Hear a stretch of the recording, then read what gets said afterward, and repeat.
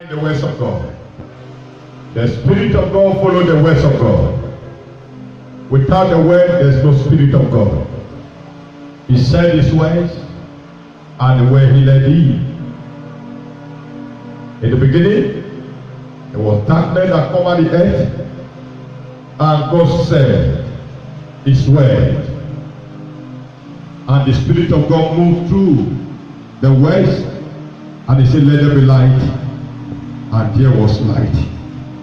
The word that I am bringing to you this morning is a word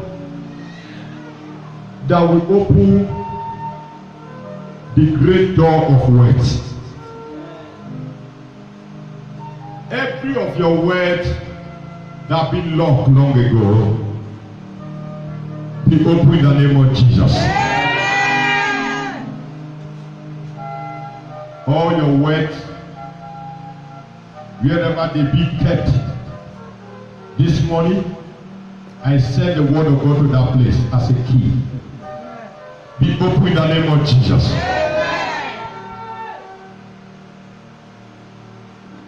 Be open in the name of Jesus. Wherever your finances have been kept, wherever your heritage have been kept, wherever your position have been kept, I am here to open it for you now. Be open in the name of Jesus. Be open in the name of Jesus.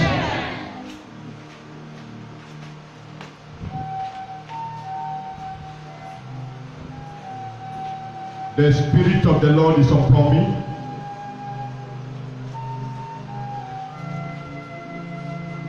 to preach the good news and to make those who are captive to be loose and to break the chains that have bind you. Instead of ashes, that I should give you beauty, today I give you joy. That thing that will bring joy to your heart, receive it. Amen. Receive it. Amen. Receive it. Amen. Receive it. Amen. Receive it. Amen. In the name of Jesus. Amen. There are joy. From my heart, I am releasing things to you this morning. Amen. I bring things to you. The good tidings of the Lord.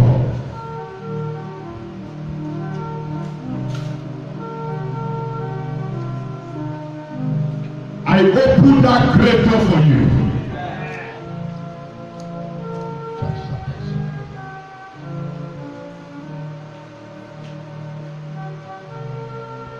I open that great door for you. That door that belongs to go close. Who told you that it cannot be opened? The key has been placed upon my shoulder. I open that door. The door that your father could not open.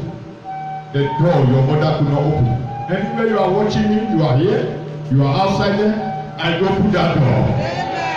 Be open in the name of Jesus.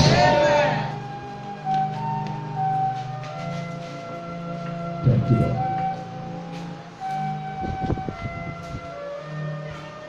See the way you love me. See the way you care for me. You carry my matter for your head.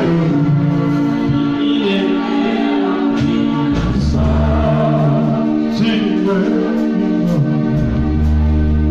See the way you care for me. You carry my matter for your head.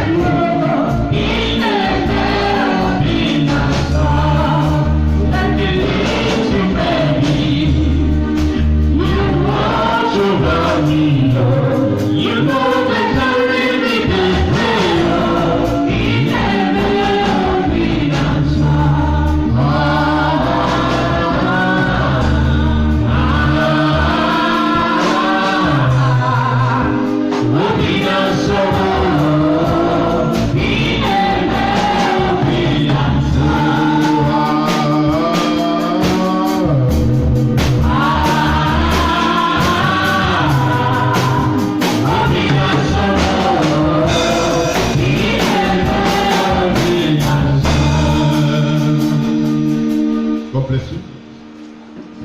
have your seat. God bless you. Hebrews chapter 7. From verse 1. This Melchizedek was king of Salem and a priest of the Most High God. As Abraham was coming back from the battle in which he defeated 4 kings, Melchizedek met him and blessed him. Verse 2. And Abraham give him a third of all he had taken. The first meaning of Melchizedek's name is King of Righteousness. And because he was king of Salem, his name also means King of Peace. Verse 3. There is no record of Melchizedek's father or mother or of any of his ancestors. No record of his birth or of his death. He is like the Son of God. He remained a priest forever. May the Lord bless the leading of his words.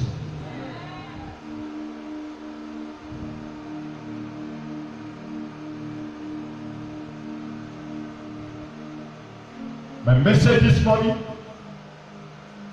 said,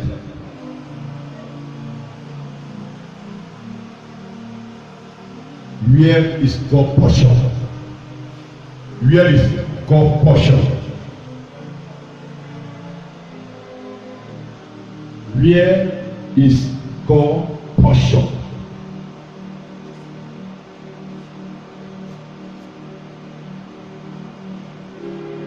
In life, everyone is struggling to succeed.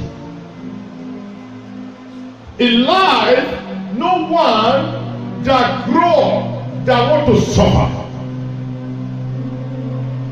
In life, no one that stay on this earth that want to die without no record.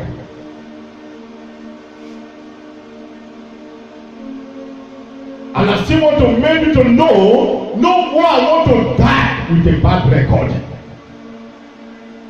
In life, no one want to stay without no strategy of how to make life.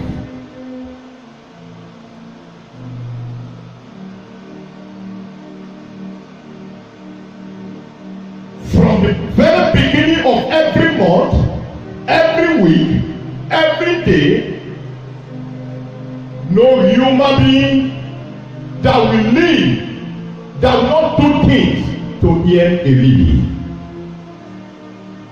You must try to look for something else to carry yourself. Where is God's portion? But in life, nobody have ever sit down to ask himself, in all what I am doing, where is God's portion of it?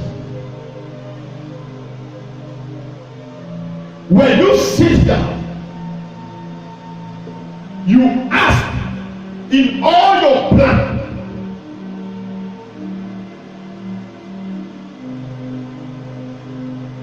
the first thing you will do, that where is God's portion of what I am planning now?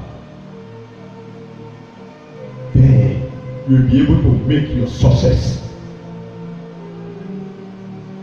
But we all sit down to be planning how we will build a house.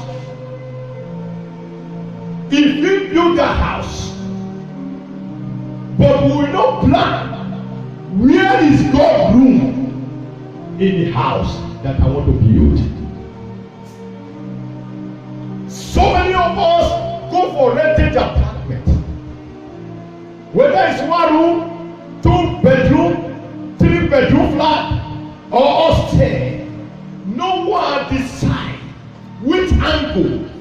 If it is one, which angle we write a psalm for God, that God will be sleeping.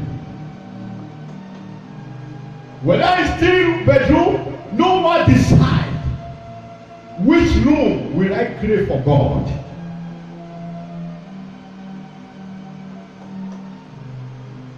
That's why we are all sitting here.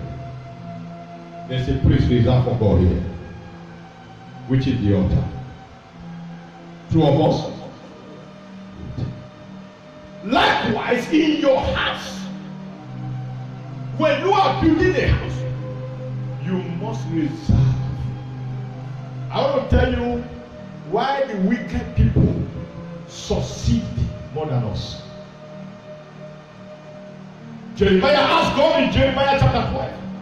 He said, God, if I should argue this matter with you in verse 1, you may be proved to be right. You may be.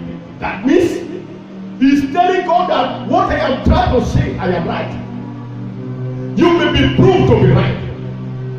But to follow matters of justice, I need to question you about this. Why do the wicked people succeed? Those that do not care about you, they prosper. You plant them, they grow, and they establish. Oh God, you know how I love you, how I care for you. Why am I like this?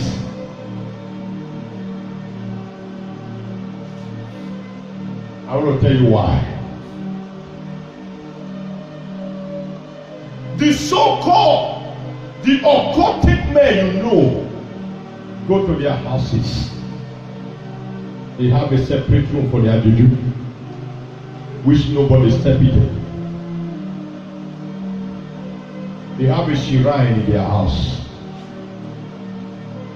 Either at their backyard. If it is one room where he stay with him and his wife, he will create a shrine. Even though it's made with zinc and all at the backyard, which only he goes to on a separate time. But if he has 3 bedrooms, he will tell you what, in this one room, don't open it. He only has the key only. If he's going out, we put the key in his pocket. He will not drop it because he don't want anybody to go there. Paraventure, he may even give his wife a guideline that if you step there, you will die. To scare her away. But as for you, if you build a house, one for your children, one for yourself, one for your wife, and the remaining one you will start using them for rentage. No one for God.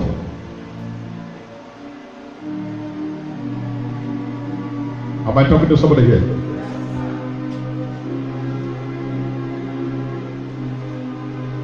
Where is God's portion? For all the battle, all everything that you are labor for, you did not give a portion for God.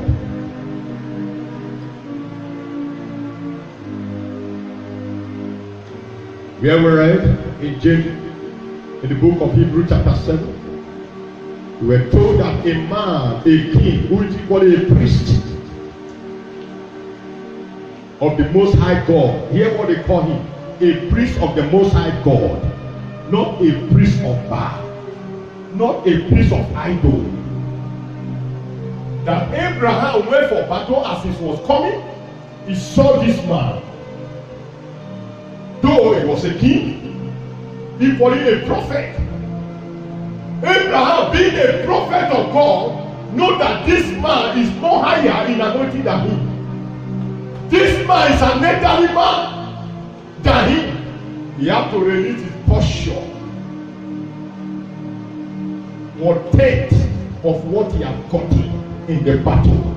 Battle means your business area. Battlefield means where you labor and you got what you want, and after getting it, statistically, when you start placing things, start sharing things, you share God's own. Abraham said, he saw this man. He said, all that I have worked throughout the year, this is the 1/10 of it.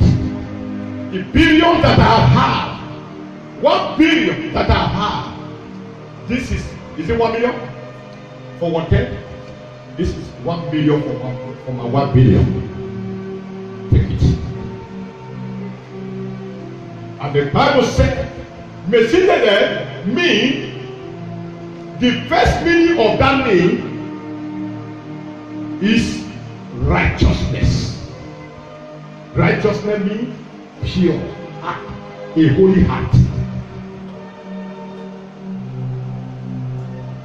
The second name is the Prince of Peace.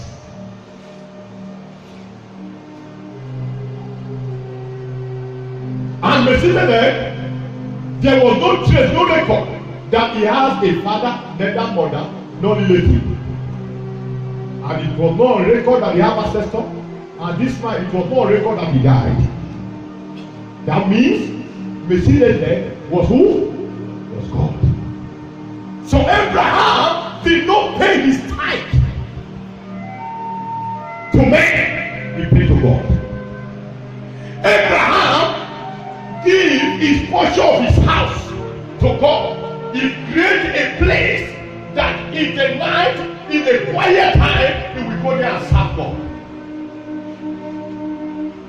He created an atmosphere that anytime his family want to pray in the house, they go there. He got a wife, he can go there to say, God of Abraham.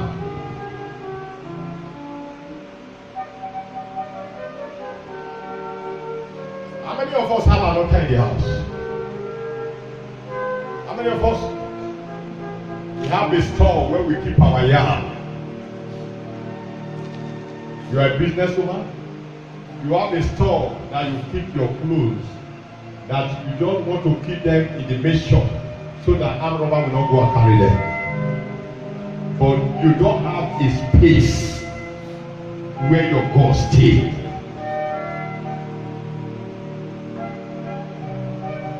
Where is the portion of God? Portion means share, part. Portion means space.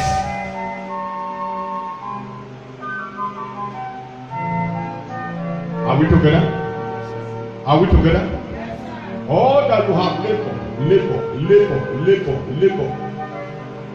The reason why we are not prospering, I'm telling you now, because the portion of God has been excluded. The portion of God has been a vessel. The portion of God has been suffered. The portion of God has been looted.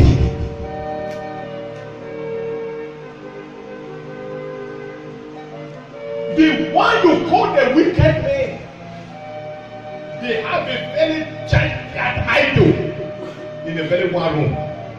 Moreover, they will create that room more bigger than any other room in the house. As the architect is planning, he will tell the architect, please, this very room, make it big. Okay, should I put toilet on this so that we will be able to say no? Don't put toilet. Don't make it a very big hall. So eventually you want to have an evil church, a satanic church in the house, where he will be worshiping his gods. But as you are building your house, no place that you are creating for your quiet place. That is why, if you enter my house, any house I rent, there must be a place I reserve for God. If you enter my quiet place, you will see both Bible and all.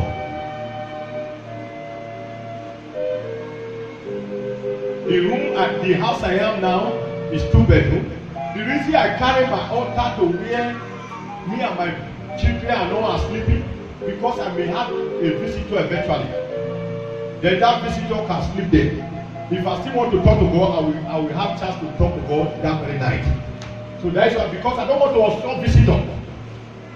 But if I have 3 bedrooms, like where I'm going now, I have a separate room entirely. Visitor is not going there. I have a visitor room. You are not going there. It's an ongoing area, which remains between me and God. If my wife wants to pray, my wife can go there and pray. If anything happens to your child, suddenly, that is a place you can easily run to. Here is the God of Elijah.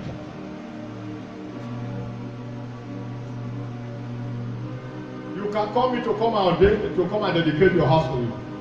But I've never seen anyone that asks me, sir, equally dedicate here. I want to, and not here. Here is where I want to use for my God. So that your God will be coming to that place. Am I talking to somebody again? Hope I am doing somebody's mind today. Yes, sir. Where is God's portion? When you want to prosper more than the evil one, create a portion for God. In your office,